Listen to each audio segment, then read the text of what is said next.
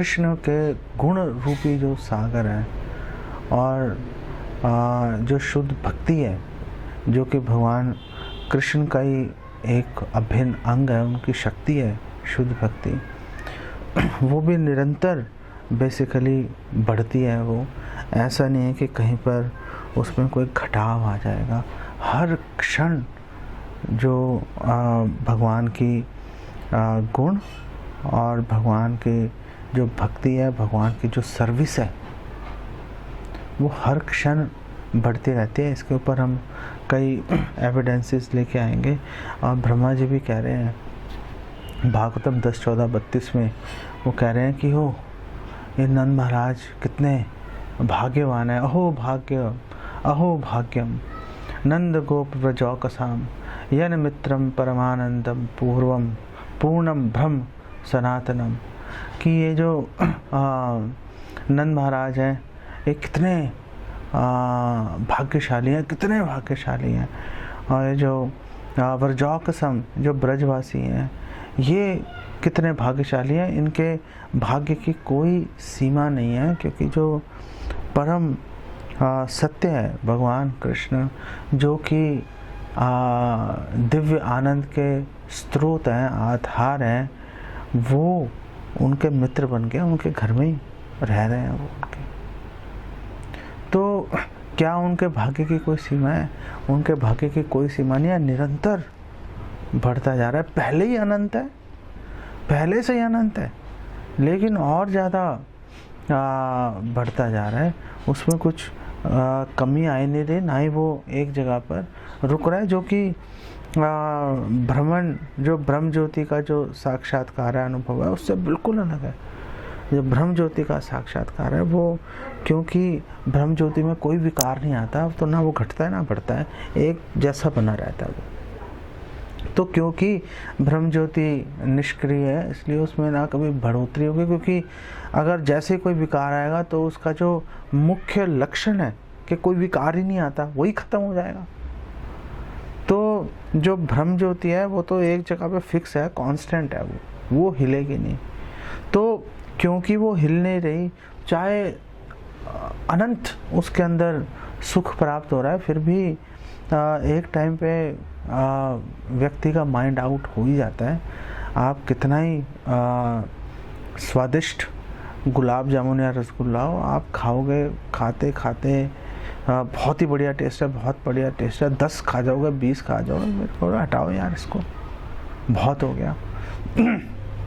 जो चीज़ कांस्टेंट होती है, जो भी चीज़ स्थायी है कि हाँ यार ये ऐसे ही खड़ी रहेगी, वहाँ से कभी ना कभी जो उसके साथ अटैच्ड है, उसका मन कभी ना कभी उचाट हो ही जाता है। लेकिन जैसे यहाँ पर बता रहे हैं कि कोई सीमा ही नहीं है। ब्रह्मा जी कह रहे हैं कि देखो कोई सीमा ही नहीं है, निरंतर बढ़े जा रहा है। क्योंकि परम भगवान जिनके गुण निरंतर बढ़ते रहते हैं, वही वहाँ पर बेसिकली रह रहे हैं। शिला प्रभुपाद बोल रहे हैं, एक्सप्लेन कर रहे हैं कि ये जो निरंतर बढ़ने का मतलब क्या है। सब वंडरफुल एक्सप्लेनेशन। और शिला प्रभुपाद कह रहे हैं कि देखो हमारे ग्रंथों में कहा गया है ब्रह्म सौख्यम तु अनंतम, कि जो आध्यात्मिक सुख है वो असीम होता है, उसकी कोई सीमा नहीं होती। और यहाँ पर भी कहा गया है आनंद दाम्बुधि वर्धनम प्रतिपदम। और यहाँ पर भी कहा गया है कि अगर असीमित है तो इसका मतलब क्या? इसका मतलब यह है कि भगवान भी उसको माप नहीं सकते। असीमित का मतलब ये होता है क्या? ये भगवान भी नहीं माप सकते, क्योंकि असीमित है, अनंत शेष नहीं माप पा रहे, तो फिर क्या भगवान भी नहीं माप पाएंगे? और श्रील प्रभुपाद बोल रहे हैं कि इसका मतलब ये नहीं है कि भगवान माप नहीं पाते, और अगर भगवान माप नहीं पाते तो फिर भगवान में दोष आ गया कि भगवान इम्परफेक्ट है, भगवान कर ही नहीं पाया। एग्जैक्टली सेम पॉइंट विश्वनाथ चक्रवर्ती ठाकुर भी उठा रहे हैं भागवतम की टीका में, जहाँ पे वो कहते हैं कि क्या कोई ऐसा पत्थर है, क्या भगवान कोई ऐसा पत्थर बना सकते हैं जिसको वो उठा नहीं पाए? अब ये चिकन एग हो गया। अगर हम बोलें कि भगवान ऐसा पत्थर बना सकते हैं जिसको वो उठा नहीं पाए, तो अगर उठा नहीं पाएंगे तो इम्परफेक्ट हो गए। अगर बोले कि नहीं ऐसा पत्थर बना ही नहीं सकते जिसको वो उठा पाए, जिसको वो नहीं उठा पाए, वो तो उठा ही लेंगे हर चीज़ को, तो फिर वो बना नहीं सकते, इम्परफेक्ट हो गए। दोनों तरफ से इम्परफेक्शन आ रही है। तो यही बात श्रील प्रभुपाद यहाँ पर लेके आ रहे हैं। वो बोल रहे हैं कि अगर हम बोले कि भगवान ही माप नहीं सकते इस सीमा को, गुणों को, तो फिर तो मतलब भगवान इम्परफेक्ट हो गए। तो फिर प्रभुपाद बोल रहे हैं कि एक्चुअल पोजीशन पता है क्या है? और प्रभुपाद बोल रहे हैं कि एक्चुअल पोजीशन है कि भगवान उसको माप लेते हैं, भगवान मेजर कर लेते हैं। और क्योंकि जो शुद्ध भक्ति है, जो भगवान से संबंधित जो सुख है, वो भी भगवान के समान ही है, भगवान से अभिन्न है वो।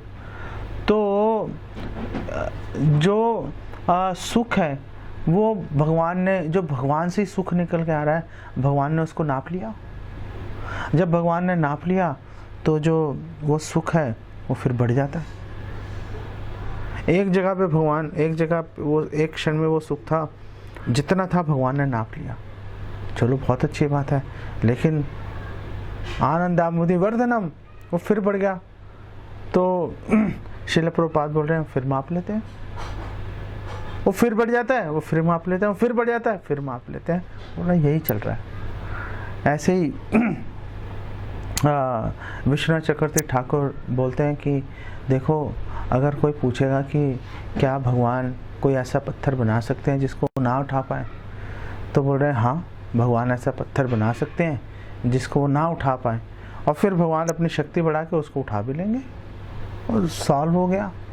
चिकन एग वाले खाना, जो कन्फ्यूजन है, जो एक भ्रम था कि यार होगा क्या होगा, कैसे होगा, एक सेकंड में हमारे आचार्य उसको रिजॉल्व कर देते हैं। और श्रील प्रभुपाद बोलते हैं कि इस तरह से शाश्वत रूप से जो बढ़ोतरी है और जो माप है, उसके अंदर एक प्रतिस्पर्धा, एक कंपटीशन चलता रहता है। और ये जो कंपटीशन है कभी नहीं रुकता, बल्कि चले ही जा रहा है, चले जा रहा है। और वो बोल रहे हैं इसीलिए जो आध्यात्मिक सुख है, आनंदामुदि वर्धनम, और the ocean of happiness which increases, हमेशा वो बढ़ता रहेगा। ये बात श्री प्रभुपाद भागवतम 2:36 के रिपोर्ट में बोल रहे हैं।